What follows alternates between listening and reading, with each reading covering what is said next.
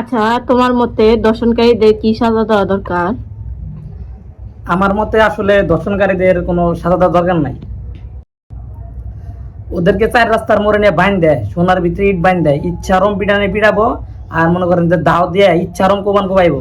ঠিক আছে, যতক্ষণ পর্যন্ত ওটা সিরা না পড়ে যাবো আর যতক্ষণ পর্যন্ত মরে না যাবো ততক্ষণ পর আর ছাড়ার কোনো দরকার নেই। এই দেশে এই ফাঁসির কোনো আইন মানে চলে না। এটি এই ফাঁসি দিতে দিতে এই অপরাধী মনে করতে ছাড়া পাওয়া যায়। এই অপরাধী ফাঁসি হয় না, এই দেশের আইন ফাঁসি হয় না। অনেক দেখছি, একটা দুটো দর্শন হয় না দেশে, একটারও ফাঁসি হয় নাই। এখন আইন এটা করাই দরকার, রাস্তার ভিতরে ফালাইয়া সোনার ভিতরে ইট বাইন দেয় ইচ্ছারও মাইরা যতক্ষণ পর্যন্ত না মরবো ততক্ষণ পর্যন্ত পাবলিক মাটি থাকবো, জনগণ এটা দেখবো আর জীবনে দর্শন করার সাহস পাবো না।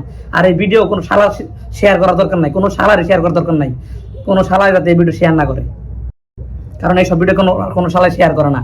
যদি বড় বড় বেলুন দিতে পারে ওই ভিডিওটা বেশি মানুষ শেয়ার করে, আর কিছু বুঝতে চাই না।